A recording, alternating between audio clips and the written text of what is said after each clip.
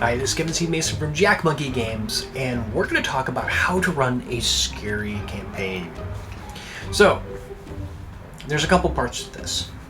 First thing we want to talk about is creating the mood. Now, when I was running Torg, I ran a few, I'm going to call them episodes, where things were scary. So how I did this was I set the mood that fit the environment. So in the story, the players were in a Victorian house that had a power outage. So what I did is that I dimmed the lights and I lit candles. This immediately put the players so they could associate with their characters. It brought them in. It was more immersive. From there, so what I did, MP3, and I put large gaps of silence with occasional rain and thunderstorm, and I turned the volume up. So when the thunder would happen, it would be this dramatic thunder and lightning clap thing. And it would actually scare people. It would startle you because you weren't expecting it. The other thing I did to set the mood was I told the players that there's a chance that one of their characters would not make it that night. Now, whether or not I actually planned to do that, because, don't tell my players this, but I don't always run a deadly campaign. But because they thought that that was the case, they were kind of worried that their characters might not make it. And in that running in the back of their head added to that suspense.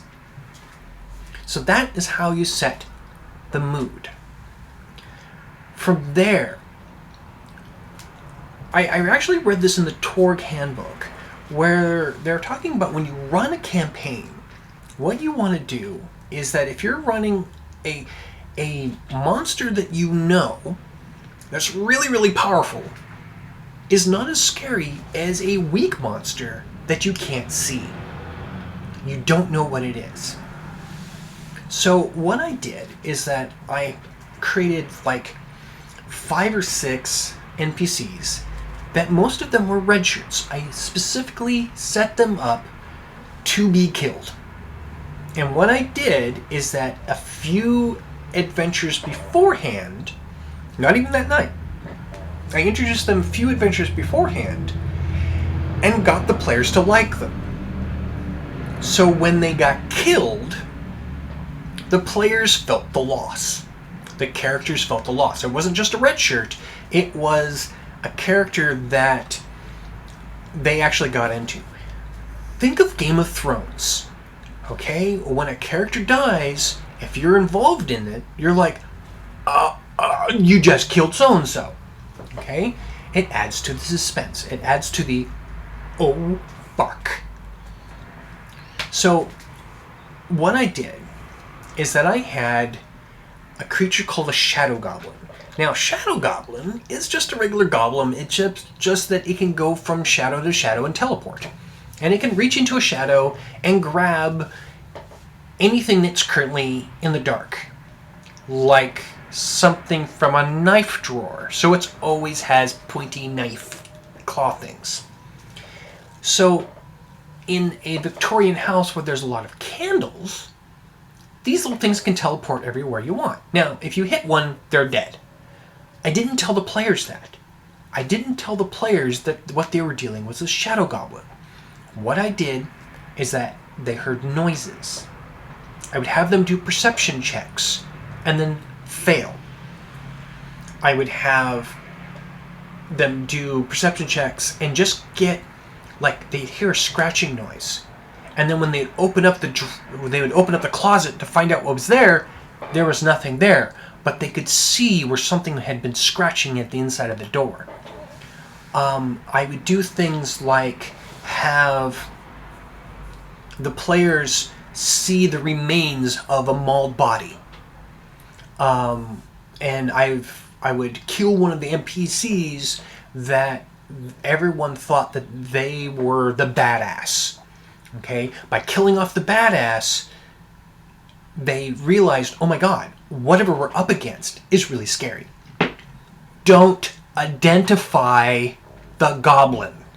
Do not identify the monster. Don't say, oh, you see the trails of a shadow goblin. Okay? Tell them that they see scratch marks. Let them fill in the blanks. Don't tell them that they're dealing with a vampire. Give them all the evidence for them to come up with that information, but not tell them that. The moment you identify the creature, all the guesswork's gone, and their brain starts remembering the last time they read the monster manual. Allow them to be off guard. Also, change things just enough that if they think, oh, vampire, quick, get wood. Okay? Maybe it's silver this time. Maybe holy water doesn't work. Change it just enough. And it's important to write it down. Write it down, be fair. But you want to make it so they don't know the answers. The moment the players know the answers, the suspense is done. Now, that's perfect for the end battle. But in the meantime, scare the hell out of the players or the characters by slowly giving them little bits of information. Keep them in the dark as much as possible.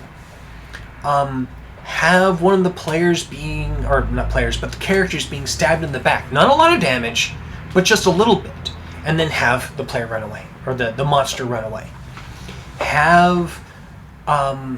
Do everything you can to make it so the players can't just outright shoot or stab or cleave or fireball or whatever it is the monster. Have it do indirect damage.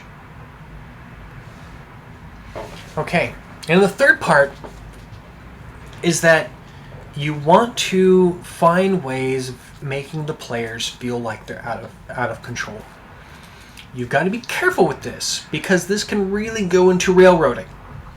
But do things like having the car break down, power outages, things that are inconvenient to make the players feel like they're not in control. You gotta be careful with this because it can go too far. But it's something to consider. So now it's time for our roll versus roll update. As you know, I've been working on it for quite some time, and it's been a slow progress, but let me show you some of the new artwork we've done.